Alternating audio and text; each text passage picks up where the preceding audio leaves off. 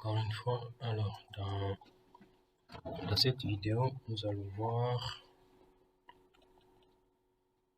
voir les configurations, les configurations utilisateurs. Et vous pouvez constater ici, attention, il n'y a pas d'étau actif.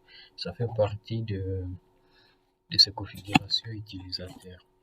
Alors, une fois que vous venez d'installer les logiciels, tout est à place. Il faut maintenant configurer les paramètres utilisateurs et les préférences sur chaque poste. Alors, par exemple, pour ces postes, on commence dans paramètres.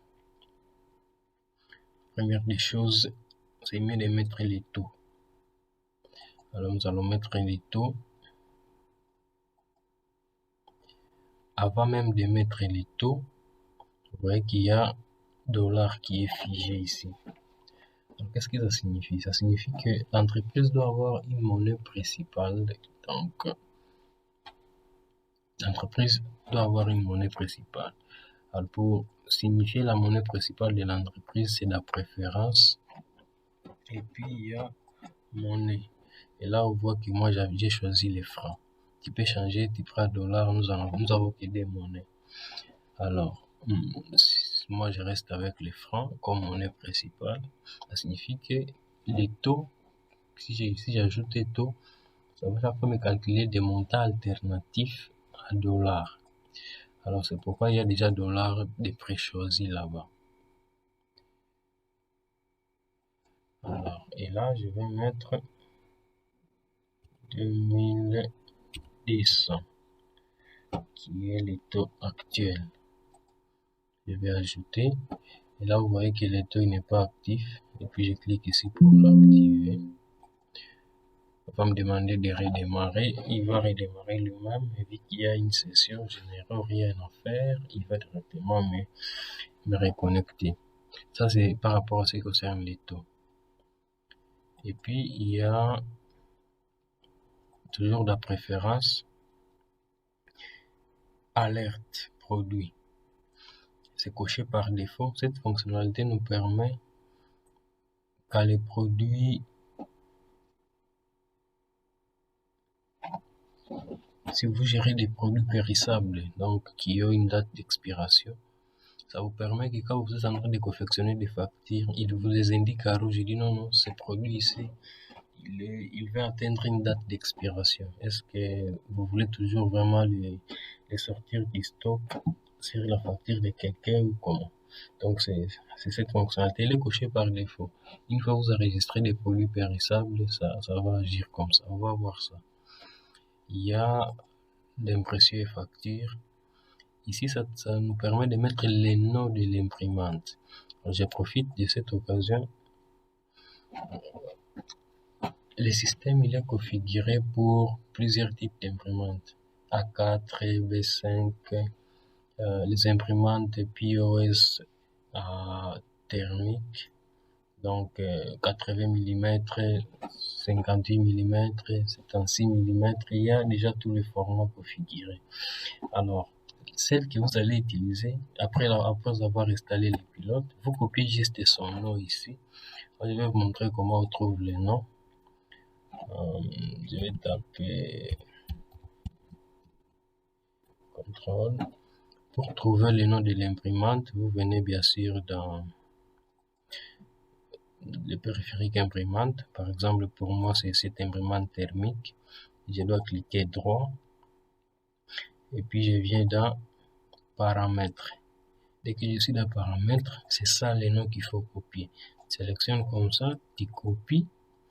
Et c'est les noms là que tu viendras mettre ici. Alors, gestion des arrivages. Il faut laisser ça par défaut, pas à false comme ça, à désactiver. Alors, la désactivation automatique, tu peux cocher. Donc, ça signifie que la désactivation automatique d'un arrivage, c'est sa quantité.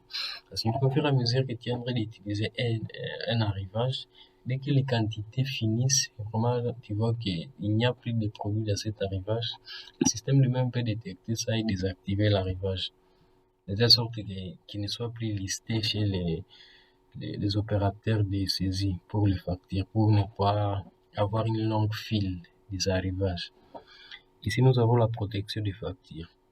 Alors, on est sans oublier que laisser l'accès à la modification des factures qui ont été écrites avant, ça peut conduire à des erreurs ou à des fraudes. Vous pouvez protéger les systèmes en disant une facture qui a été enregistrée aujourd'hui, on peut la modifier aujourd'hui, mais tant qu'on va à demain, les opérateurs de saisie ou les gens qui sont à la facturation ne peuvent plus modifier cette facture. Uniquement moi, l'administrateur, je peux modifier cette facture. Donc, c'est des sécurités qu'on ajoute au fur et à mesure pour permettre que les systèmes soient efficaces. Les monnaies, nous avons déjà vu, il y a les paniers. Alors, il faut laisser partout cocher, généralement. Et pour la caisse rapide, si vous souhaitez qu'une fois la facture s'enregistre, directement qu'il passe automatiquement le paiement de cette facture, vous cochez. Si vous ne voulez pas, vous voulez que la personne aille payer à la caisse, vous pouvez décocher. On va voir cette fonctionnalité de caisse rapide. Si vous voyez dans les supermarchés, il y a les gens qui sont sur la caisse, ils enregistrent vos produits rapidement avec des QR codes et puis ils valident la facture et la facture sort directement. Vous avez déjà donné de l'argent. C'est cette fonctionnalité-ci. Et là, ça passe directement l'opération de la facture et le paiement. Nous allons voir ça. La messagerie, c'est une messagerie un peu vieille, elle utilise les technologies GSM. Mais si vous l'activez et que vous avez un modem débranché, vous mettez ici les numéros, par exemple les Digera ou du Boss, il y aura des alertes qui seront chaque fois envoyées selon les opérations qui sont en train de se faire dans l'application. Alors là, vous pouvez sauvegarder. Il va enregistrer les préférences. Il va redémarrer.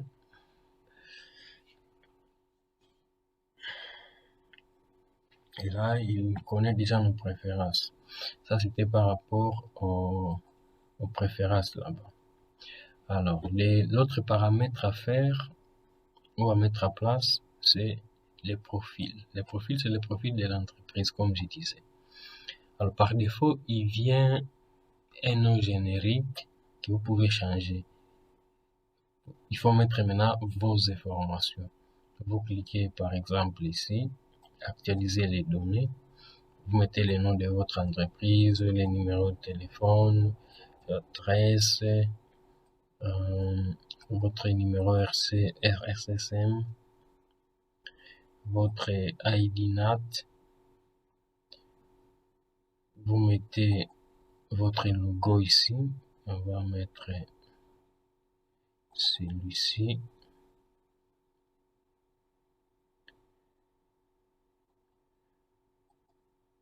Vous enregistrez. Il va redémarrer aussi parce que ce sont des informations que vous configurez une seule fois. Ce n'est pas chaque jour. Et là, on peut voir que notre nouveau logo, il est là pour la société FikraMind. À part, c'est pareil.